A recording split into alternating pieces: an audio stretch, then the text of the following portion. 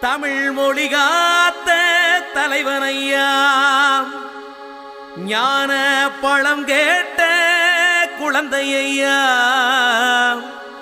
அப்பனுக்கு பாடஞ்சொல்லி ஆறுபடையாட்சி செய்யும் ஏசாமி முருகனையா. வெற்றிவேல் முருகனுக்கு